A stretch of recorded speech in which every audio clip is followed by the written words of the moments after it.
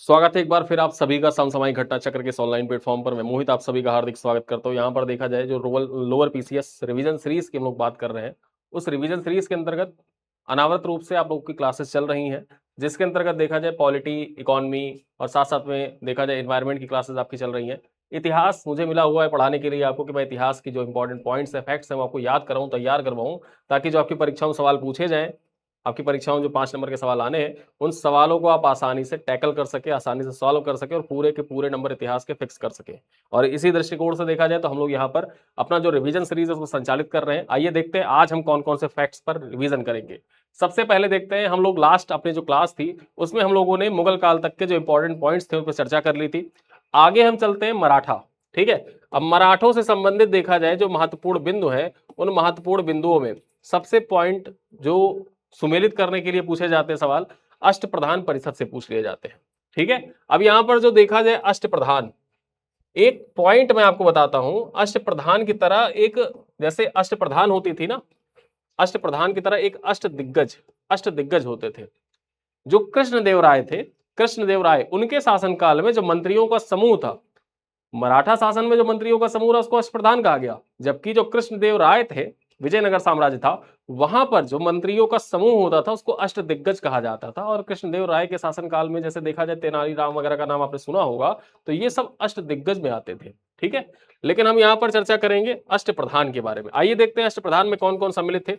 पेशवा, जो राजा का प्रधानमंत्री होता था उसको पेशवा कहा जाता था। क्या कहा जाता था? पेशवा कहा जाता था। आगे देखा जाए वित्त और राजस्व मंत्री जो होता था उसको क्या कहते थे? उसे अमात्य कहते थे। उसी प्रकार से राजा के दैनिक कार्यों तथा दरबार के प्रतिदिन की कार्यवाहियों का विवरण रखने वाला क्या कहलाता था? मंत्री या वाक्यानवीस कहलाता था। मंत्री या वाक्यानवीस कहलाता था।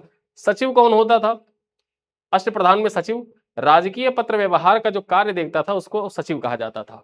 ठीक है, सुमंत या दबीर कौन होता था? सुमंत या दबीर जो होता था ये विदेश मंत्री होता था।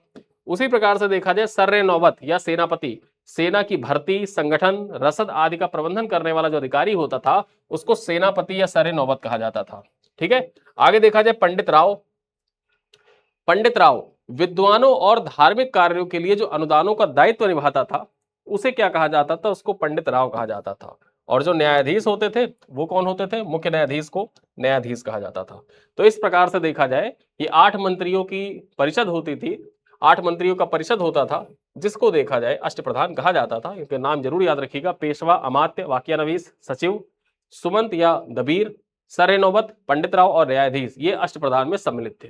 चलिए अब देखते हैं शिवाजी के प्रमुख उत्तराधिकारी। इनका जो क्रम है इस क्रम को याद रखिएगा, क्रोनोलॉजिकल ऑर्डर में सेट करने के लिए पूछ लेता है क्रम। सबसे पहले संभाजी, संभाजी के बाद राजाराम, राजाराम के बाद में देखा जाए तो ताराबाई, और ताराबाई के बाद में देखा जाए तो साहू जी थे।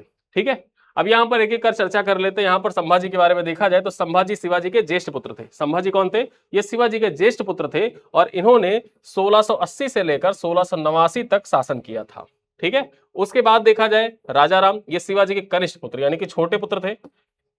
इन्होंने मुगलों के विरुद्ध मराठा स्वतंत्रता संग्राम को जारी रखा और राजा राम ने संभाजी के पुत्र शाहू के प्रतिनिधि के रूप में शासन किया था। यानी कि देखा जाए जो संभाजी थे, संभाजी के पुत्र शाहू के प्रतिनिधि के रूप में शासन किया था राजा राम ने। अब वापस से देखा जाए ताराबाई के बारे में। राजा राम की मृत्यु के बाद ताराबाई ने नेतृत्व संभाला। जो राजा राम थे उनकी मृत्यु के बाद क्या होता है कि ताराबाई ने नेतृत्व संभाल लिया और उसके बाद ताराबाई ने अपने 4 वर्षीय पुत्र शिवाजी द्वितीय को गद्दी पर बैठाया और ताराबाई ने संघर्ष को आगे बढ़ाया। फिर उसके बाद देखा जाए साहू जी आते हैं। साहू जी के शासनकाल में मराठा शक्ति का विस्तार होता है। जो पेशवा, ठीक है, पेशवा, पेशवा पद था, ये मुख्य भूमिका में साहू जी जो थे ना, इन्हीं के शासनकाल में आता है पेशवा पद मुख्य भूमिका में। यानी कि एक तरीके से देखा जाए तो जो पेशवा पद था, मुख्य जो प्रधानमंत्री था, प्रधानमंत्री का पद सर्वे सर्वा हो जाता है, पेशवा पद सर्वे सर्वा हो जाता है साहू जी के शासनकाल में, और मराठा शक्ति का विस्तार होता है। बाजीराव, बालाजी बाजीराव, ये सब देखा जाए साहू जी के बाद में ही सक्रिय होते हैं। ठीक है, चलिए आगे देखते हैं। भारत में यूरोपीय ईस्ट इंडिया कंपनियों के बारे में देख लेते हैं कि स्थापना से संबंधित जो वर्ष है, स्थापना वर्ष है, वहां से सवाल पूछ लेते हैं अक्सर। ठीक है, अब यहां पर देखा जाए स्थापना वर्ष, तो अंग्रेजी ईस्ट इंडिया कंपनी की स्थापना कब हुई थी? ये 1600 ईस्वी में इसकी स्थापना हुई थी। डच ईस्ट इंडिया कंपनी की स्थापना कब हुई थी? 1602 में हुई थी। डेनिश ईस्ट इंडिया कंपनी की स्थापना कब हुई थी? 1616 में हुई थी। फ्रांसीसी ईस्ट इंडिया कंपनी की स्थापना कब हुई थी? इसकी स्थापना 1664 में हुई थी।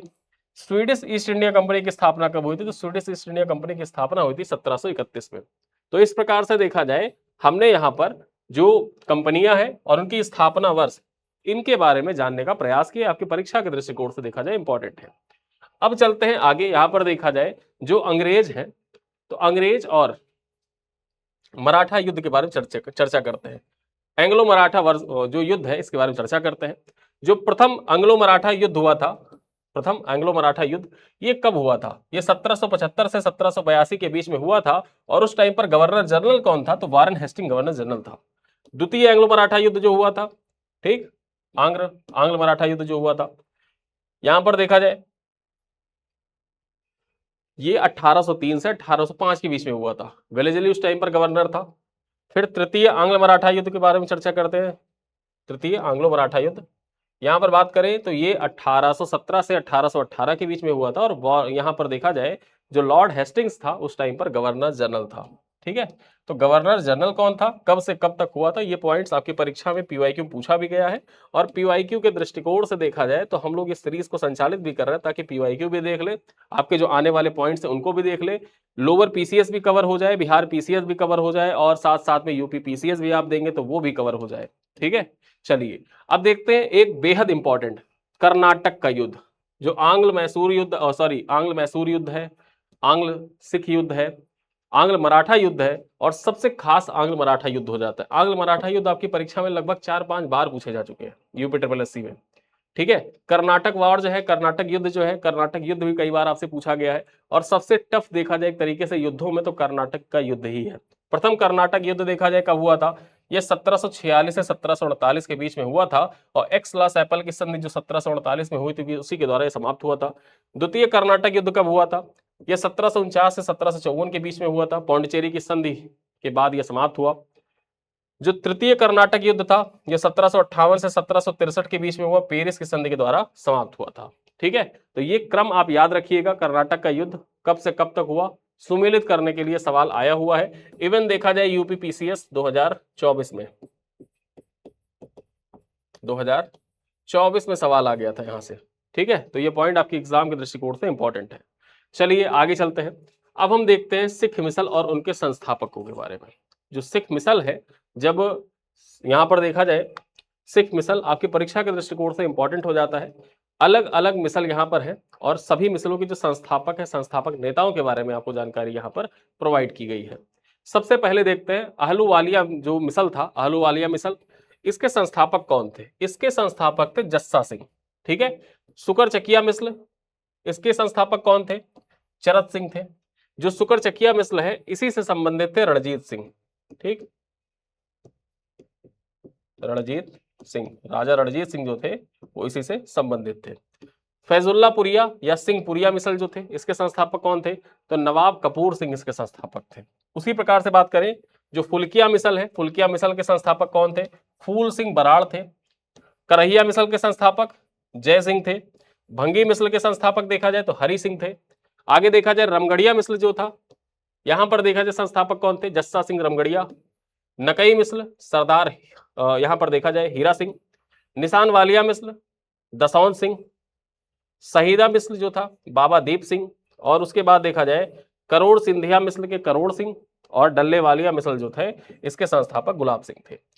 फिर आगे चलते हैं, एक सबसे महत्वपूर्ण आपके परीक्षा के दृष्टिकोण से देखा जाए जो महत्वपूर्ण विद्रोह हुए अंग्रेजी शासनकाल के दौरान में, वो महत्वपूर्ण विद्रोह आपकी परीक्षा के लिए बेहद इंपॉर्टेंट है। आप प्रीवियस ईयर क्वेश्चन पेपर इतिहास के उठाइए, ज्यादातर सवाल कौन से आते हैं? किताबों के नाम आते हैं, महत्वपूर्ण विद्रोह आते हैं। आधुनिक भारत में ये सारे पॉइंट्स ऐसे है ना कि यहां से बार बार सवाल पूछे जाने फिक्स है कि पूछा ही जाएगा। आपका पेपर बिना इन सवालों के अधूरा है। ठीक है, चाहे 5 सवाल पूछे जाने तो फिक्स है कि 5 सवाल में से 1 से 2 सवाल आना ही आना है आधुनिक भारत में इस पोर्शन से।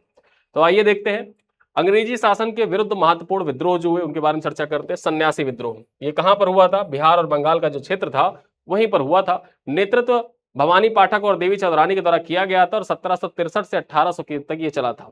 फकीर विद्रोह के बारे में चर्चा की जाए तो कहां पर हुआ था? बंगाल में हुआ था। मजनू शाह, चिराग अली और टीपू से संबंधित थे। 1776 से 77 के बीच में ये चला था। चुआर विद्रोह जो था ये कहां पर हुआ था? ये बांकुड़ा बंगाल में हुआ था और दुर्जन सिंह इससे संबंधित है। 1798 से 1799 के बीच में ये चुआर विद्रोह बांकुड़ा बंगाल में हुआ था। पोलेगारो का जो विद्रोह हुआ था ये कहां पर हुआ था? तमिलनाडु में। ठीक है। वीर पांड्य कोट्टाबोमन जो थे इसका नेतृत्व कर रहे थे और 1799 से 1805 के बीच में ये पोलेगारो का विद्रोह चला था। ठीक है, चलिए आगे देखते हैं। भील विद्रोह इंपॉर्टेंट है, पश्चिमी घाट पर हुआ। त्र्यंबक जी इसका नेतृत्व कर रहे थे। और उसके बाद में देखा जाए तो 1818 से 1831 के बीच में इसको संचालित किया गया। आगे देखा जाए, यहां पर बात की जाए जो रामौसी विद्रोह हुआ था ये कहां पर हुआ था? पश्चिमी घाट पर हुआ था। इसका नेतृत्व कौन कर रहे थे? तो उमा जी और चित्तर सिंह कर रहे थे। और ये जो रामौसी विद्रोह हुआ था ये 1822 से 1826 के बीच में हुआ था। ठीक है, उसके बाद एक महत्वपूर्ण विद्रोह है। ठीक है, अब इस देखा जाए तो हम लोग क्रोनोलॉजिकल ऑर्डर से ही चल रहे हैं। अगर परीक्षा में ये भी पूछ ले कि कौन सा कहां, अब देखो एक ही टेबल मैंने आपको प्रोवाइड की, एक ही टेबल मैंने आपको यहाँ पर प्रोवाइड की है। और इस टेबल का फायदा देखो, इस टेबल का आप फायदा देखिए कि कितने प्रकार के प्रश्न आपके यहां से सॉल्व हो जाएंगे, डायरेक्ट सॉल्व होंगे। देखो सबसे पहला प्रकार तो यहां पर देखा जाए, आपसे डायरेक्ट पूछ लिया कि सन्यासी विद्रोह किस क्षेत्र में हुआ? तो बिहार और बंगाल के क्षेत्र में हुआ। सन्यासी विद्रोह कब हुआ? 1763 से 1800 के बीच में हुआ। नेतृत्व कौन कर रहा था? भवानी पाठक, देवी चौधरानी कर रहे थे। ठीक है, ये तो हो गया सिंपल प्रकार का, मतलब सिंपल सवाल, पहला टाइप हो गया। दूसरा टाइप यहां पर 3 प्रकार के सवाल पूछ लिए आपसे, मतलब एक जैसे कथन का, मतलब कथन वाले सवाल होते हैं ना कि 3 कथन दे दिया और उपरोक्त में से कौन सा सही है। अब दूसरा टाइप हो गया यहीं पर सीधे सीधे कथन वाला कि सन्यासी विद्रोह के संदर्भ में निम्नलिखित कथनों पर विचार करें। पहला कथन है कि सन्यासी विद्रोह तमिलनाडु पश्चिमी घाट क्षेत्र में हुआ था, पहला कथन दे दिया। ठीक है, दूसरा कथन दे दिया कि सन्यासी विद्रोह का नेतृत्व भवानी पाठक और देवी चौधरानी ने किया था। तीसरा कथन दे दिया कि सन्यासी विद्रोह 1763 से 1800 के बीच में हुआ था। ठीक, तो यहां पर जो देवी चौधरानी भवानी पाठक वाला पॉइंट था वो तो सही हो गया, लेकिन जो तमिलनाडु और पश्चिमी घाट वाला पॉइंट था वो गलत हो गया, यानी कि पहला यहां पर गलत हो गया और जहां पर केवल 2 और 3 लिखा होगा वो वाला ऑप्शन सही हो जाएगा। तो ये हमारा दूसरा टाइप बन गया, दूसरे टाइप का। तीसरा एक टाइप देखा जाए, सेम इसी टेबल से देखें तो एक तरफ दे दिया सन्यासी विद्रोह, चुआर विद्रोह, फिर उसके बाद पालेगारों का विद्रोह, भील विद्रोह, 4 ऑप्शन दे दिया, ऐसे 4 सूची दे दी एक तरफ। दूसरी तरफ दे दिया सुमेलित करने के लिए बिहार, बंगाल, फिर उसके बाद में देखा जाए बांकुड़ा, तमिलनाडु, पश्चिमी घाट। अब ये पॉइंट्स अगर आपसे सुमेलित करने के लिए दे दिया तो सुमेलित करने के लिए तो ये आपका तीसरा पॉइंट हो गया, मतलब तीसरा प्रकार हो गया। ठीक है, तीसरा प्रकार हो गया। फिर एक देखा जाए चौथा प्रकार। अब जो चौथा प्रकार है वो कैसे, चौथे टाइप का सवाल कैसे पूछ सकता है? निम्नलिखित में से कितने जोड़े सही सुमेलित हैं? कितने जोड़े सही सुमेलित हैं? कितने जोड़े सही सुमेलित है जो आयोग का नया पैटर्न है? ठीक है, आयोग का नया पैटर्न। अब सीधे सीधे पूछ लिया, सन्यासी विद्रोह भवानी पाठक एवं देवी चौधरानी। ठीक है, फकीर विद्रोह मजनू शाह, चिराग अली, पोलेगारों का विद्रोह दुर्जन सिंह, भील विद्रोह वीर पांड्य कोट्टाबोमन। अब पूछ लिया उपरोक्त में से कितने जोड़े सही सुमेलित है? केवल 2 जोड़े सही सुमेलित है, सन्यासी विद्रोह और उसके बाद में देखा जाए तो जो फकीर विद्रोह है। ठीक है, तो ये दोनों सही है, बाकी जो दोनों है वो गलत है। तो ये हो गया आपका चौथा टाइप। पांचवें टाइप का सवाल यहां पर देखा जाए, जो क्रोनोलॉजिकल ऑर्डर से सेट करने का, क्रमानुसार सेट करने का। ठीक, क्रमानुसार, पेन चेंज कर लो, क्रमानुसार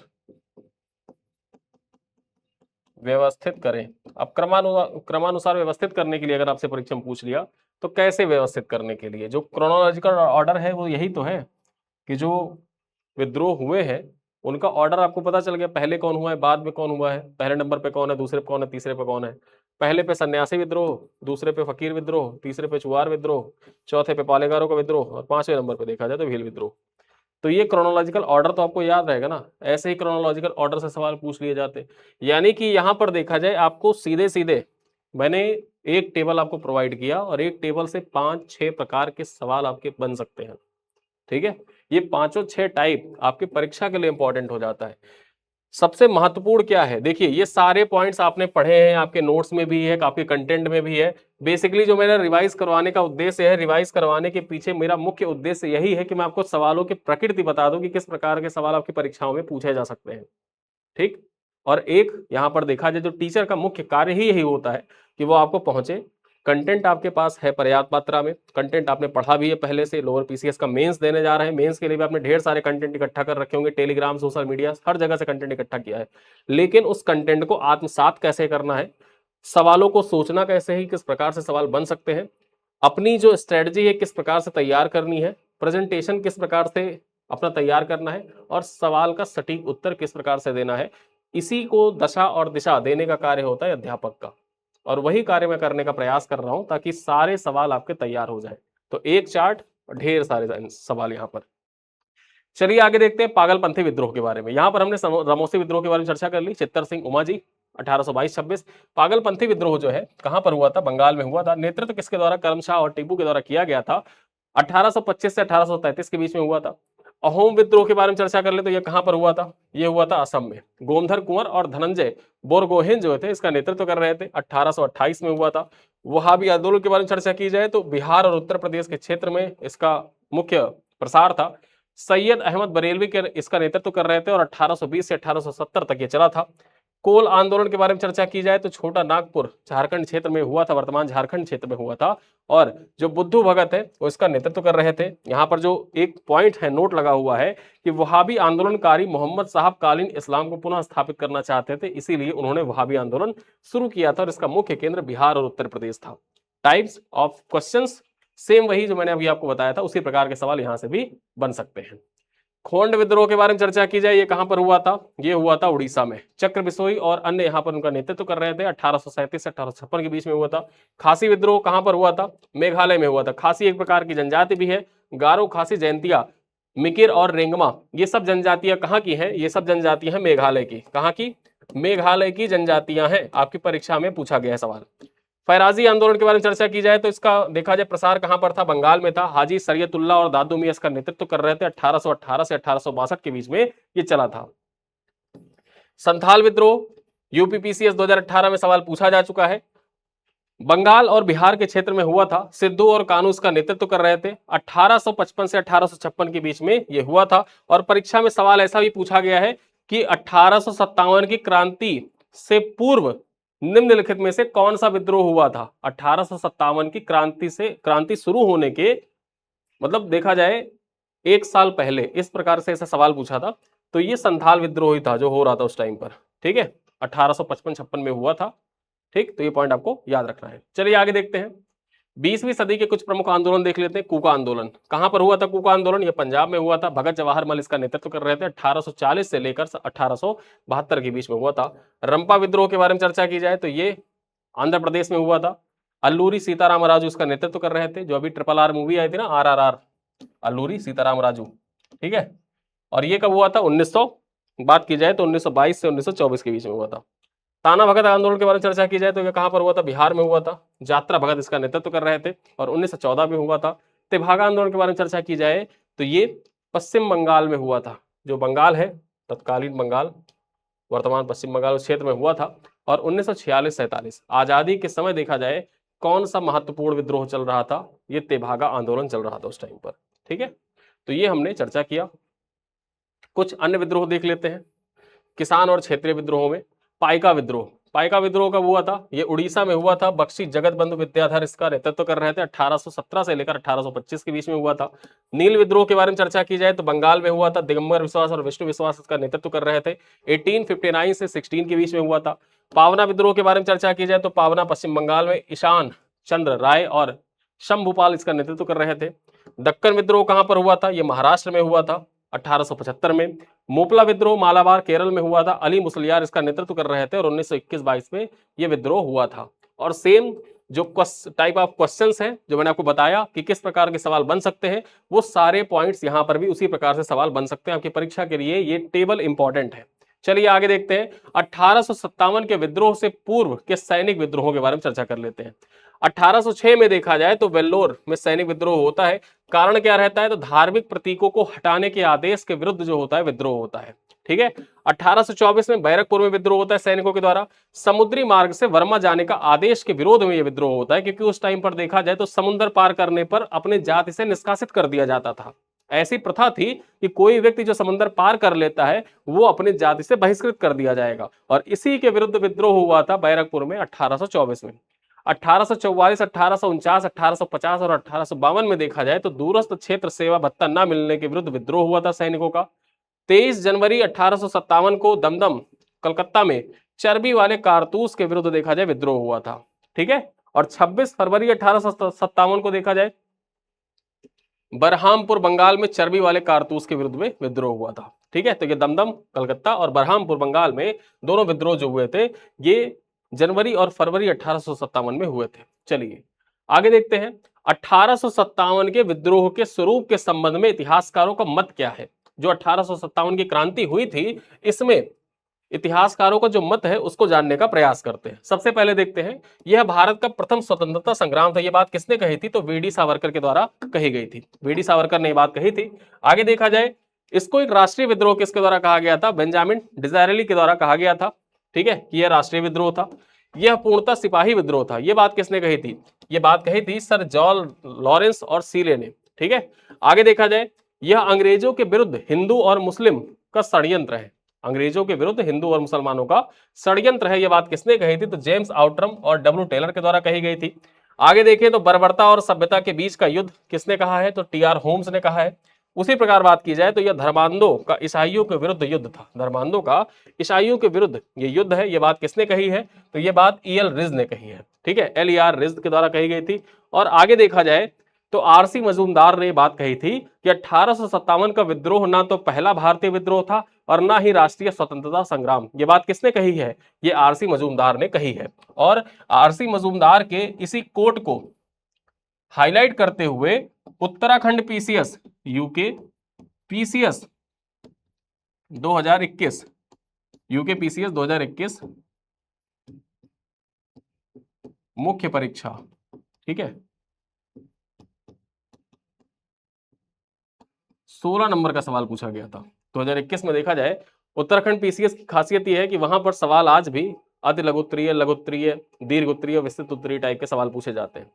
तो वहां पर जो विस्तृत उत्तरीय सवाल था, यानी कि जो लॉन्ग आंसर लिखने थे, उनमें 16 नंबर का सवाल पूछा था कि 1857 का विद्रोह ना तो पहला भारतीय विद्रोह था और ना ही राष्ट्रीय स्वतंत्रता संग्राम था। ये बात सीधे सीधे ऐसे लिखी हुई थी और इसको 16 नंबर में आपको विस्तारित करना था।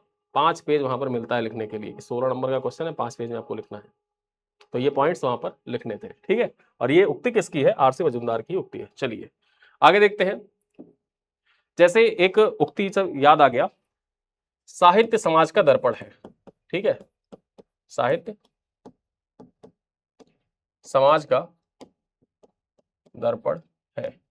ये बात किसने कही है, साहित्य समाज का दर्पण है। ये पॉइंट आपके निबंध में जब आप निबंध लिखते हैं ना यूपीपीसीएस में निबंध लिखते हैं, तो ये पॉइंट आपकी परीक्षा में पूछा गया है। ये सवाल निबंध में पूछा गया है। 50 नंबर में निबंध आया कि साहित्य समाज का दर्पण है, और साहित्य समाज का दर्पण है, इससे संबंधित जो निबंध आए हैं लगभग 5 से 6 बार पूछा जा चुका है। यूपीएससी यूपीपीसीएस दोनों में पूछा जा चुका है। ये बात किसने कही है, किसकी बात है, किसके द्वारा कही गई उक्ति है, ये कही गई है प्रेमचंद्र के द्वारा। ठीक है, प्रेमचंद्र के द्वारा कही गई बात है। मुंशी प्रेमचंद्र के द्वारा कहा गया था कि साहित्य समाज का दर्पण है, और इसी कोट को देखा जाए हाईलाइट करते हुए आपसे निबंध पूछ लिया जाता है। डायरेक्टली आपके निबंध पूछे गए, जैसे यहाँ पर 1857 के विद्रोह को कोट करते हुए सीधे सीधे आपसे सवाल पूछ लिया गया था। चलिए आगे देखते हैं। महत्वपूर्ण पुस्तकें और उनके लेखक देख लेते हैं। यहां पर देखा जाए the Indian war of independence 1857, ये किताब किसने लिखी है, the Indian war of independence 1857 किताब वीडी सावरकर के द्वारा लिखी गई है। आगे देखा जाए 1857 द ग्रेट रिबेलियन, ये किताब किसने लिखी है, तो अशोक मेहता के द्वारा लिखी गई है। उसी प्रकार से सिपाही mutiny and the revolt of 1857, ये किताब किसने लिखी है? तो आरसी मजूमदार के द्वारा लिखी गई है। 1857 नामक किताब किसने लिखी है? तो एस एन सेन के द्वारा लिखी गई है। और एस एन सेन जो थे ये सरकारी इतिहासकार थे, इनको सरकारी इतिहासकार के रूप में नियुक्त किया गया था। सरकारी इतिहासकार के रूप में इनको नियुक्त किया गया था, जो 1857 की क्रांति के बारे में जिनको लिखना था। ठीक है, तो 1857 किताब किसके द्वारा लिखी गई? एस एन सेन के द्वारा लिखी गई है। चलिए अब देखते हैं 1857 की क्रांति से संबंधित प्रमुख तथ्य देख लेते हैं। यहां पर देखा जाए प्रमुख केंद्र, नायक, तिथि और दमनकर्ता के बारे में चर्चा करें। एक तरफ दे रखा है क्रांति का जो केंद्र था वो कहां पर था, क्रांति का प्रमुख भारतीय नायक कौन थे, विद्रोह की तिथि क्या थी, क्रांति का दमन करने वाले ब्रिटिश सेनापति कौन थे, और दमन करने की जो तिथि है उसके बारे में चर्चा की गई है। यानी देखा जाए सिंगल टेबल और ढेर सारे सवाल आपके, ढेर सारे फैक्ट आपके तैयार हो जाएंगे। ठीक है, अब यहां पर आपको जिस प्रकार से मैं आपको बताता हूं कि किस प्रकार के सवाल बन सकते हैं, एक बार बैठ के अपना जब भी आप पढ़ें तो सिंपल सा आपका फोकस ये होना चाहिए कि किस प्रकार के सवाल बन सकते हैं। जब आप इस फेज में पहुंच जाएंगे ना, एक लाइन पढ़ते आप बता दें कि कैसा सवाल यहां से बन सकता है, कौन सा पॉइंट हमारे लिए इंपॉर्टेंट है, कौन सा हमारे लिए इंपॉर्टेंट नहीं है या कम इंपॉर्टेंट है। जब इस फेज में आप पहुंचते हैं तब आप जो क्या पढ़ना है और क्या छोड़ना है इस मोड में पहुंच जाते हैं। और जब ये मोड आपकी परीक्षा के लिए बेहद इंपॉर्टेंट होता है, क्योंकि चारों तरफ कंटेंट का भरमार है और उस कंटेंट में क्या पढ़ना है क्या छोड़ना है ये हमको डिसाइड करना है। ठीक है, तो इस वजह से ये सारे पॉइंट्स अपने दिमाग में हमेशा बैठाते रहिए और सवाल बनाने का प्रयास करते रहिए। देखा जाए तो क्रांति का प्रमुख केंद्र इलाहाबाद, जिसको वर्तमान में प्रयागराज कहा जाता है, यहां से क्रांति का नेतृत्व किसने किया था? लियाकत अली ने किया था। विद्रोह की तिथि, ये विद्रोह कब हुआ था? जून 1857 में हुआ था। और विद्रोह का दमन किसने कर दिया था? तो कर्नल नील के द्वारा किया गया था जून 1857 में ही। जगदीशपुर से विद्रोह का नेतृत्व कुंवर सिंह के द्वारा किया गया जून 1857 में। विलियम टेलर और विंसेंट आयर के द्वारा इस विद्रोह का दमन किया गया 1858 में। बरेली से खान बहादुर खान ने नेतृत्व किया था 1857 की क्रांति का, कैम्पबेल के द्वारा इसको दबा दिया गया और 1858 में देखा जाए विद्रोह का दमन किया गया था। फैजाबाद से नेतृत्व किसने किया? मौलवी अहमदुल्लाह के द्वारा किया गया 1857 की क्रांति का। कैंपबेल के द्वारा देखा जाए तो इस विद्रोह का दमन किया गया और विद्रोह का दमन की तिथि क्या थी? 1858 ही थी। यहां पर देखा जाए दिल्ली से नेतृत्व किसने किया था? तो बहादुर शाह जफर और बख्त खान ने नेतृत्व किया था। 11 मई 1857 को विद्रोह प्रारंभ हुआ था। निकोलसन और हडसन के द्वारा देखा जाए तो यह विद्रोह जो था इसको दबाया गया। 21 सितंबर 1857 को विद्रोह को समाप्त कर दिया गया। कानपुर से नाना साहब और तात्या टोपे ने नेतृत्व किया था। 5 जून 1857 को प्रारंभ हुआ। कैम्पबेल के द्वारा देखा जाए तो इस विद्रोह को दबाया गया। 6 दिसंबर 1857 तक ये विद्रोह चला था। लखनऊ से बेगम हजरत महल, ठीक है, 30 मई 1857 को यह क्रांति प्रारंभ होती है। कैंपबेल के द्वारा इस विद्रोह को दबा दिया जाता है और मार्च 1858 में विद्रोह समाप्त हो जाता है। उसी प्रकार से झांसी से बात करें तो रानी लक्ष्मीबाई यहां से नेतृत्व करती हैं। जून 1857 में ये क्रांति प्रारंभ होती है और मेजर ह्यूरोज के द्वारा देखा जाए तो ये इस क्रांति का, जो झांसी में क्रांति हुई तो उसका दमन कर दिया जाता है 1858 में ही। ठीक है, चलिए अब आते हैं सामाजिक सुधार पर। ठीक, सामाजिक सुधार से संबंधित पॉइंट्स आपकी परीक्षा में कई बार पूछे गए हैं, डायरेक्टली देखा जाए सुमेलित करने के लिए पूछे गए हैं। अब यहां पर देखा जाए सवाल कैसे कैसे बन सकते हैं। सबसे पहले तो यहां पर देखो एक ही पॉइंट, जो ये प्रतिबंध और वर्ष लिखा हुआ है ना, इसी टेबल से, इसी जो टेबल दे रखी इसी रो से देखा जाए तो आपके क्वेश्चन डायरेक्टली बन सकते हैं। ठीक, शिशुवध पर जो रोक लगा था वो 1795 और 1804 में लगा था। सती प्रथा पर प्रतिबंध 1829 में। दास प्रथा 1843 में। विधवा पुनर्विवाह अधिनियम कब आया था? तो यहां पर देखा जाए 1856 में। Hindu native marriage act, social marriage act जो था ये 1872 में आया। एज ऑफ कंसेंट एक्ट कब आया था? 1891 में आया था। शारदा एक्ट 1929 में आया था। ठीक है, तो यहां पर पहला जो पॉइंट हो गया कि यहां से देखा जाए कैसे सवाल, एक तो डायरेक्ट सवाल बन सकता है, दूसरा बन सकता है सुमेलित करने के लिए। ठीक है, सुमेलित करने के लिए सवाल बन सकता है, सूची 1 को सूची बी से सुमेलित करो। तीसरा, कौन सा सुमेलित है, कौन सा सही सुमेलित है। चौथा बन जाएगा कौन सा गलत सुमेलित है। पांचवा टाइप बन जाएगा कितने जोड़े सही सुमेलित है। तो ये 5 टाइप के क्वेश्चन तो सिर्फ आपके इसी से बन गए, ये इतना जो टेबल हमने आपको प्रोवाइड किया, आगे की तो हमने बात ही नहीं की अभी। 5 टाइप के क्वेश्चन सिर्फ यहीं से मिल गए। ठीक है, लेकिन अगला टाइप जो है वो यहां से मिल जाएगा।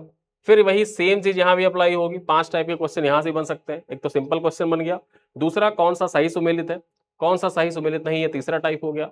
सुमेलित करने के लिए सूची 1 सूची 2 से सुमेलित करिए। फिर उसके बाद में देखा जाए एक सवाल पूछ लिया कितने जोड़े सही सुमेलित हैं। ठीक है, चलिए अब यहां पर आइए चर्चा करते हैं। और जब हम तीसरा टेबल देख लेंगे तो यहां पर जो कथन वाले सवाल आते हैं, 3 कथन दे रखते हैं, उसमें पूछता है कौन सा कथन सही है, तो वो वाले सवाल भी यहां से कवर हो जाएंगे। चलिए अब एक एक कर चर्चा करते हैं। हमने आपको टाइप्स बता दिए, अब आइए चर्चा करते हैं पॉइंट्स पर। एक तरफ दे रखा है प्रतिबंध वर्ष, दूसरी तरफ दे रखा है गवर्नर जनरल या वाइसराय, और किस विषय से संबंधित है आइए उस पर चर्चा करते हैं। शिशुवध पर जो प्रतिबंध था वो किस वर्ष लगाया गया, 1795 1804 में। बेसिकली देखा जाए जो शिशुवध था उस पर रोक लगाने के लिए। सती प्रथा के बारे में चर्चा करें तो 1829 में इस पर प्रतिबंध लगाया गया। उस टाइम पर गवर्नर जनरल या वायसराय कौन था, तो Lord William Bentinck governor general थे। सती प्रथा पर रोक लगाने के लिए देखा जाए इसको लाया गया था। दास प्रथा पर प्रतिबंध यहां पर बात करें तो 1843 में लगाया गया, एलन मरो के टाइम पर। विधवा पुनर्विवाह अधिनियम कब आया था, 1856 में आया था, लॉर्ड कैनिंग के टाइम पीरियड पर आया था और विधवा विवाह की अनुमति प्रदान की गई। और ईश्वर चंद्र विद्यासागर का महत्वपूर्ण रोल था विधवा पुनर्विवाह अधिनियम लाने में। आगे बात करते हैं तो हिंदू नेटिव मैरिज एक्ट। अब यहां पर जो हिंदू नेटिव मैरिज एक्ट है वो किस गवर्नर जनरल के टाइम पर आया था, तो वायसराय थे उस टाइम पर, लॉर्ड नॉर्थब्रुक। ठीक है, और अंतर जातीय विवाह को प्रोत्साहित करने के उद्देश्य से हिंदू नेटिव मैरिज एक्ट लाया गया था। एज ऑफ कंसेंट एक्ट कब आया था, ये 1891 में आया था, लैंसडाउन के टाइम पीरियड पर। और इस टाइम पर देखा जाए तो लड़कियों की विवाह की आयु 12 साल निश्चित की गई। पहले क्या होता था कि 7 साल 8 साल की बच्चियों का विवाह कर दिया जाता था, तो यहां पर देखा जाए 12 वर्ष निर्धारित किया गया। फिर आता है शारदा एक्ट। अब ये जो शारदा एक्ट है ये कब आता है, ये 1929 में आता है। किसके टाइम पीरियड पर, तो उस टाइम पर देखा जाए वायसराय थे इरविन, लॉर्ड इरविन के टाइम पर आता है। और लड़कियों की जो विवाह की आयु तो इसको बढ़ाकर 12 से कितना कर दिया जाता है, 14 वर्ष कर दिया जाता है। ठीक है, तो यहां पर इस टेबल में हमने आपको बताया कि कौन सा जो अधिनियम है वो किस वायसराय के टाइम पर आया था, मुख्य विषय क्या था, केंद्रीय विषय क्या था, और किस वर्ष आया था। ठीक है, तो यहां से भी हमने आपको जो 6 टाइप बताए हैं ना कि 6 प्रकार के क्वेश्चन बन सकते हैं, वो सारे क्वेश्चन आपको याद रखना, टाइप्स ऑफ क्वेश्चन जरूर याद रखना इस टेबल के फॉरवर्ड में। चलिए अब यहाँ पर एक पॉइंट याद रखिएगा, दयानंद सरस्वती की कुछ प्रमुख पुस्तकें हैं उनका नाम याद रखिएगा और इनका जो प्रकाशन वर्ष है ये जरूर याद रखिएगा। सत्यार्थ प्रकाश, जो सत्यार्थ प्रकाश है दयानंद सरस्वती की प्रमुख पुस्तक है, 1875 में प्रकाशित हुआ था। पंच महायज्ञ विधि जो है ये 1874 में प्रकाशित हुई थी। पाखंड खंडन 1866 में प्रकाशित हुई थी। और अद्वैत पथ का खंडन, ठीक है, ये 1877 में प्रकाशित हुई थी। इसमें सबसे महत्वपूर्ण हो जाता है सत्यार्थ प्रकाश, जो आपके पीवाईक्यू में पूछा भी जा चुका है, सवाल यहां से आया हुआ है। अब चलिए चलते हैं आगे, आगे चलते हैं और यहां पर देखते हैं भारतीय राष्ट्रीय आंदोलन से संबंधित महत्वपूर्ण संगठन और संस्थाएं। 1884 से 1866 के बीच में देखा जाए जो 1784 से 1866 के बीच में जो प्रमुख संस्थाएं हैं, प्रमुख संगठन और संस्थाएं हैं जो भारतीय राष्ट्रीय आंदोलन से संबंधित है, एक एक कर आइए उनके बारे में चर्चा करते हैं। एक तरफ दे रखा है संस्थाएं, कब उसकी स्थापना हुई और संस्थापक कौन है। सवाल यहां से फिर वही डायरेक्टली आपसे सुमेलित करने के लिए पूछ सकता है, या तो डायरेक्ट पूछ सकता है, या तो पेयर पूछ सकता है कि कौन सा जोड़ा सही सुमेलित है, या फिर देखा जाए सूची 1 को सूची 2 से सुमेलित करिए, या फिर देखा जाए आपसे पूछेगा कि उपयुक्त में से कितने पेयर सही हैं। ठीक है, अब देखा जाए तो एशियाटिक सोसाइटी ऑफ बंगाल, यहां पर देखा जाए जो एशियाटिक सोसाइटी है इसकी स्थापना, एशियाटिक सोसाइटी की स्थापना होती है 1784 में। विलियम जोन्स जो था, विलियम जोन्स के द्वारा इसकी स्थापना की जाती है। ठीक है, आत्मीय सभा इंपॉर्टेंट है, आपके पीवाईक्यू में पूछा जा चुका है, पीवाईक्यू में पूछा जा चुका है। इवन यहां पर जितने पॉइंट्स दे रखे हैं ये सारे आपके पीवाईक्यू के पॉइंट्स हैं, जितने पॉइंट्स दे रखे हैं सारे पीवाईक्यू के पॉइंट्स हैं, तो इसको आप याद करके रखिएगा, पीवाईक्यू के पॉइंट्स आपके एग्जाम के लिए इंपॉर्टेंट होते हैं। आत्मीय सभा 1815 में इसकी स्थापना हुई थी, राजा राम मोहन राय के द्वारा स्थापित किया गया था। यंग बंगाल आंदोलन, ठीक है, यंग बंगाल आंदोलन 1826 हेनरी लुई विवियन डेरेजियो के द्वारा शुरू किया गया था। बात की जाए जो ब्रह्म सभा है 1828 में इसकी स्थापना की गई थी राजा राम मोहन राय के द्वारा। तत्वबोधिनी सभा की स्थापना कब हुई थी, 1839 में हुई थी। किसके द्वारा स्थापित हुआ था, तो देवेंद्र नाथ ठाकुर के द्वारा इसकी स्थापना की गई थी। आगे हम बात करते हैं परमहंस मंडली के बारे में चर्चा करें तो 1840 में इसकी स्थापना की गई थी। आत्मारंग पांडुरंग बालकृष्ण जयकर और दादोबा पांडुरंग के द्वारा इसकी स्थापना की गई थी। रहनुमाई मजयासन सभा, ठीक है, रहनुमाई मजदयासन सभा जो थी इसकी स्थापना 1851 में होती है और दादा भाई नौरोजी के द्वारा स्थापित किया जाता है। उसी प्रकार से देखा जाए तो मोहम्मडन लिटरेरी सोसाइटी 1863 में स्थापित होता है और इसकी स्थापना किसके द्वारा? अब्दुल लतीफ के द्वारा की जाती है। वेद समाज की स्थापना कौन करते हैं? 1864 में के श्रीधरालु नायडू के द्वारा देखा जाए वेद समाज की स्थापना की जाती है और यह सवाल आपकी परीक्षा में पूछा जा चुका है। साइंटिफिक सोसाइटी के बारे में चर्चा की जाए तो 1864 में सर सैयद अहमद खान के द्वारा साइंटिफिक सोसाइटी की स्थापना की जाती है। ईस्ट इंडिया एसोसिएशन की स्थापना किसके द्वारा की जाती है? तो ईस्ट इंडिया एसोसिएशन 1866 में दादा भाई नौरोजी के द्वारा स्थापित किया जाता है और ईस्ट इंडिया एसोसिएशन आपके पीवाईक्यू में पूछा जा चुका है। प्रार्थना समाज के बारे में चर्चा करें, यहां पर देखा जाए तो प्रार्थना समाज है 1867 में आत्मारंग पांडुरंग के द्वारा स्थापित किया जाता है। पूना सार्वजनिक सभा 1870 में जीवी जोशी, एच.एस. साठे तथा अन्य के द्वारा स्थापित किया जाता है। सत्य शोधक समाज परीक्षा में पूछा जा चुका है, पीवाईक्यू है आपका। 1873 में ज्योतिबा फूले के द्वारा स्थापित किया जाता है। इंडियन लीग की स्थापना देखा जाए 1875 में शिशिर कुमार घोष ने की थी, यह भी आपके पीवाईक्यू में पूछा जा चुका है। आर्य समाज सवाल पूछा जा चुका है, 1875 में इसकी स्थापना होती है और स्वामी दयानंद सरस्वती के द्वारा स्थापित किया जाता है। थियोसॉफिकल सोसाइटी एग्जाम में पूछा जा चुका है, पीवाईक्यू है, 1875 में स्थापित होता है। मैडम ब्लावात्स्की तथा कर्नल अलकाट के द्वारा देखा जाए इसको स्थापित किया जाता है। इंडियन एसोसिएशन ये 1876 में स्थापित होता है। आनंद मोहन बोस और सुरेंद्र नाथ बनर्जी के द्वारा इसको स्थापित किया जाता है। अब यहाँ पर इंडियन एसोसिएशन और ईस्ट इंडिया एसोसिएशन इन दोनों में कंफ्यूज नहीं होना है। 1866 में देखा जाए ईस्ट इंडिया एसोसिएशन स्थापित होता है और उसके 10 साल बाद इंडियन एसोसिएशन की स्थापना होती है। एक की स्थापना 1866 में, दूसरे की स्थापना 1876 में। ठीक है, एक की स्थापना सैयद अहमद खान के दादा भाई नौरोजी के द्वारा और दूसरे की स्थापना यहां पर देखा जाए आनंद मोहन बोस और सुरेंद्रनाथ बनर्जी के द्वारा की जाती है। आगे देखा जाए Aligarh Mohammedan Anglo oriental college 1877 में स्थापित होता है सर सैयद अहमद खान के द्वारा। आगे हम चर्चा करें भारतीय राष्ट्रीय कांग्रेस 1885 में एओ ह्यूम के द्वारा स्थापित होता है। बॉम्बे प्रेसिडेंसी एसोसिएशन 1885 में स्थापित होता है, फिरोज शाह मेहता, के.टी. तैलक और बदरुद्दीन तैयब जी के द्वारा इसकी स्थापना की जाती है।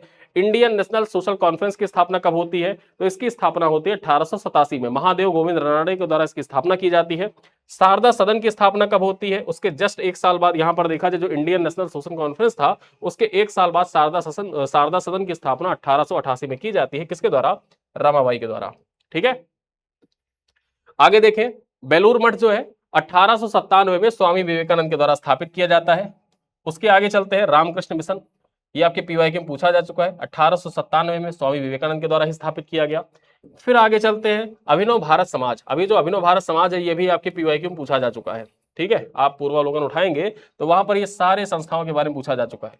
1904 में देखा जाए विनायक दामोदर सावरकर के द्वारा, बी.डी. सावरकर के द्वारा अभिनव भारत समाज की स्थापना की गई थी। The servants of India society, ये आपसे 2019 यूपीपीसीएस में पूछा गया है। 2019 यूपीपीसीएस में सवाल पूछा गया है, किसके द्वारा स्थापित किया गया है? गोपाल कृष्ण गोखले के द्वारा 1905 में स्थापित किया गया था। मुस्लिम लीग की स्थापना 1906 में आगा खान और सलीमुल्लाह खान के द्वारा किया गया था। सोशल सर्विस लीग की स्थापना 1911 में नारायण मल्हार जोशी के द्वारा किया गया था। और गदर पार्टी पीवाईक्यू में पूछा गया है, यहां पर देखा जाए सैन फ्रांसिस्को में 1913 में लाला हरदयाल के द्वारा गदर पार्टी की स्थापना की गई थी। हिंदू महासभा की स्थापना 1915 में होती है मदन मोहन मालवीय के द्वारा। होम रूल लीग जो स्थापित हुआ था ये 1916 में स्थापित हुआ था और यहां पर देखा जाए जो तिलक है और एनी बेसेंट है उनके द्वारा अलग अलग जो होम रूल लीग है स्टार्ट किए गए थे। विमेंस इंडिया एसोसिएशन के बारे में चर्चा करते हैं। 1917 में एनी बेसेंट के द्वारा विमेंस इंडिया एसोसिएशन की स्थापना की गई थी। खिलाफत आंदोलन के बारे में चर्चा करें तो 1919 में अली बंधुओं के द्वारा स्टार्ट किया गया। और विश्व भारती विश्वविद्यालय जिसको आप शांति निकेतन कहते हैं, ठीक है, शांति निकेतन, जो शांति निकेतन है पुराना, अब तो विश्व भारती विश्वविद्यालय के नाम से आप जानते हैं, इसकी स्थापना देखा जाए 1921 में रविन्द्रनाथ टैगोर के द्वारा की गई थी। आगे चर्चा करें तो अखिल भारतीय ट्रेड यूनियन कांग्रेस, ये यूपीएससी 2022 में पूछा गया था। ठीक है, यूपीएससी 2022 का पीवाईक्यू है, किसके द्वारा स्थापित किया गया है? एमएन जोशी और लाला लाजपत राय के द्वारा अखिल भारतीय ट्रेड यूनियन कांग्रेस की स्थापना 1920 में की गई थी। स्वराज पार्टी की स्थापना देखा जाए तो 1923 में मोतीलाल नेहरू और चित्तरंजन दास के द्वारा की गई थी। हिंदुस्तान रिपब्लिकन एसोसिएशन 1924 में सचिंद्र नाथ सान्याल, राम प्रसाद बिस्मिल और जोगेश चटर्जी के द्वारा स्थापित किया गया था। बहिष्कृत हितकारिणी सभा 1924 में बी.आर. अम्बेडकर के द्वारा स्थापित किया गया। आरएसएस की स्थापना कब होती है? 1925 में डॉक्टर हेडगेवार के द्वारा स्थापित किया जाता है। नौजवान सभा, अब ये जो नौजवान सभा है ये आपसे पूछा गया था यूपीपीसीएस, ठीक है, 2021 में, 2021 21 में। सवाल क्या पूछा था कि नौजवान भारत सभा की स्थापना में निम्नलिखित में से कौन संबंधित नहीं है। 4 ऑप्शन दे रखा था, भगत सिंह, छबिलदास, यशपाल और एक अन्य नाम दे रखा था। तो यहाँ पर भगत सिंह, छबिलदास और यशपाल तो संबंधित है, लेकिन जो अन्य नाम दे रखा था वो संबंधित नहीं है। तो इस प्रकार से आपको याद रखना है कि नौजवान भारत सभा की स्थापना कब होती है, ये 1926 में होती है। और इसके संस्थापक सदस्य कौन कौन से हैं, भगत सिंह है, छबिलदास और यशपाल है। आगे देखा जाए, हिंदुस्तान सोशलिस्ट रिपब्लिकन एसोसिएशन की स्थापना 1928 में चंद्रशेखर आजाद के द्वारा की जाती है। फिर आगे देखा जाए, खुदाई खिदमतगार, ठीक है, लाल कुर्ती आंदोलन जिसने स्टार्ट किया था 1929 में खान अब्दुल गफ्फार खान, जिनको फ्रंटियर गांधी के नाम से जाना जाता है, उनके द्वारा शुरू किया गया था। हरिजन सेवक संघ, इसकी स्थापना पुणे में की गई थी 1932 में। बात की जाए तो महात्मा गांधी के द्वारा शुरू किया गया था। स्वतंत्र श्रमिक पार्टी, अब ये स्वतंत्र श्रमिक पार्टी जो है, इससे संबंधित सवाल यूपी पीसीएस 2024 में कथन कारण में पूछा गया था। सेट ए क्वेश्चन नंबर 8, ठीक, सेट ए का क्वेश्चन नंबर 8 था ये पॉइंट, जो स्वतंत्र श्रमिक पार्टी है, आपसे सवाल पूछे गए हैं। चलिए आगे देखते हैं, फॉरवर्ड ब्लॉक की स्थापना कब होती है। ये जो फॉरवर्ड ब्लॉक है, इसकी स्थापना कब होती है, यहां पर देखा जाए तो 1939 में सुभाष चंद्र बोस के द्वारा फॉरवर्ड ब्लॉक की स्थापना की जाती है। और आजाद हिंद सरकार की स्थापना भी सुभाष चंद्र बोस के द्वारा ही की जाती है। ठीक है, चलिए आगे चलते हैं। अब यहां पर देखा जाए उपाधि प्राप्तकर्ता और दाता। दाता का मतलब ये उपाधि किसके द्वारा दी गई, किसके द्वारा ली गई, प्राप्तकर्ता हो गया, और उपाधि क्या है उसके बारे में चर्चा करें। जो गुरुदेव की उपाधि है किसको दी गई, रविन्द्रनाथ टैगोर को। और किसने दिया था, तो महात्मा गांधी ने दिया था। महात्मा गांधी ने रविन्द्रनाथ टैगोर को गुरुदेव की उपाधि दी थी। उसी प्रकार देखा जाए तो रिटर्न में क्या किया, रविन्द्रनाथ टैगोर ने महात्मा गांधी को महात्मा कहा था। ठीक है, उसी प्रकार से देखा जाए तो सुभाष चंद्र बोस जो जर्मन में इंडियन लीजन के भारतीय सैनिक थे, जर्मनी में जो इंडियन लीजन के भारतीय सैनिक थे, उन्होंने सुभाष चंद्र बोस को क्या कहा था, नेताजी कहा था। कहीं कहीं किताबों में आप देखेंगे कि हिटलर के द्वारा कहा गया था सुभाष चंद्र बोस को नेताजी, हिटलर के द्वारा नेताजी को सुभाष चंद्र बोस नहीं कहा गया था। ठीक है, जर्मनी में इंडियन लीजन के जो भारतीय सैनिक हैं, उन्होंने नेताजी कहकर संबोधित किया था सुभाष चंद्र बोस को, ये पॉइंट आप याद रखिएगा। वहीं पर सरदार वल्लभ भाई पटेल हैं, वल्लभ भाई पटेल को सरदार की जो उपाधि है ये किसके द्वारा दी गई थी, तो बारदौली की जो महिलाएं थी, बारदौली सत्याग्रह जो हुआ था उसी दौरान वहां की जो महिलाएं थी, किसान महिलाएं, उनके द्वारा देखा जाए तो सरदार की उपाधि दी गई थी।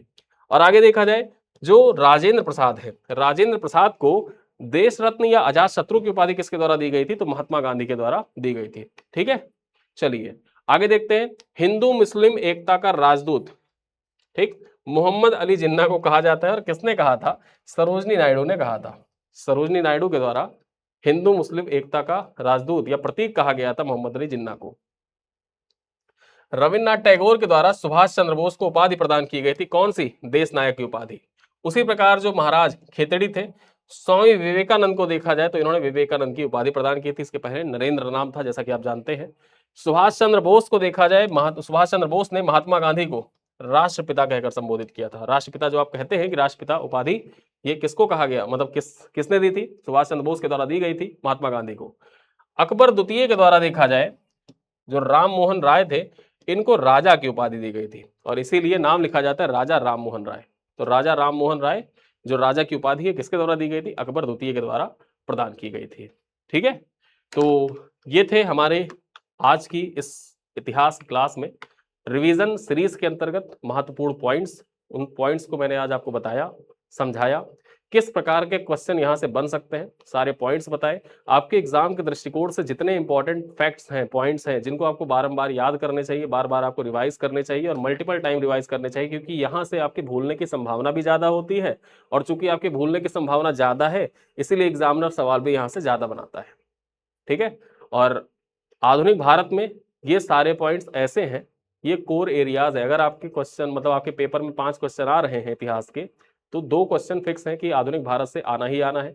और उन 2 क्वेश्चनों में ये भी फिक्स है कि 1857 की क्रांति के बाद वॉयसराय, 1857 की क्रांति के बाद से सवाल पूछे जाएंगे। प्रमुख जो विद्रोह हुए, विद्रोह से सवाल पूछे जाएंगे। प्रमुख पुस्तकों, जो पुस्तिकाएं होती है, उनसे संबंधित सवाल, समाचार पत्रों से संबंधित सवाल पूछे जाएंगे। आपकी परीक्षा में जो विभिन्न संस्थाएं हैं उनसे संबंधित सवाल पूछे जाएंगे। गांधी युग से सवाल पूछे जाएंगे। गवर्नर जनरल वॉयसराय से संबंधित सवाल पूछे जाएंगे। तो इस प्रकार के सवाल फिक्स है कि आपकी परीक्षाओं में पूछे जाना है। तो आप कोई भी परीक्षा लोअर पीसीएस से इतर, क्योंकि आप लोअर पीसीएस की भी तैयारी कर रहे हैं, लोअर पीसीएस से इतर जब आप पीसीएस देंगे, उत्तराखंड पीसीएस देंगे, बिहार पीसीएस देंगे, झारखंड पीसीएस देंगे, यूपी ट्रिपल एससी कोई अन्य एग्जाम में देंगे, जहां भी इतिहास आपसे पूछे जाते हैं, ये क्लास आपके लिए उतनी ही ज्यादा महत्वपूर्ण होगी। ठीक है, तो इस क्लास को देखिए, एंजॉय करिए, पसंद आए तो अपने दोस्तों के साथ साझा भी करिए, और अपने पॉजिटिव नेगेटिव जैसा भी कमेंट है कमेंट बॉक्स में जरूर लिखिए। ठीक है, तो आपकी कोई क्वेरी है, क्वेरी भी आप लिख सकते हैं। साथ ही साथ जो हमारा एनसीटी कोर्स है उसमें आप एनरोल करने के लिए इस वीडियो के पिन कमेंट को चेक करिएगा, वहां से आप हमारे एनसीटी कोर्स में जो हम लोग लोअर पीसीएस के लिए संचालित कर रहे हैं उसमें आप एनरोल कर सकते हैं। ठीक है, तो इन्हीं सब बातों के साथ इस वीडियो को करते हैं समाप्त। मिलते हैं अगली क्लास में, तब तक के लिए धन्यवाद।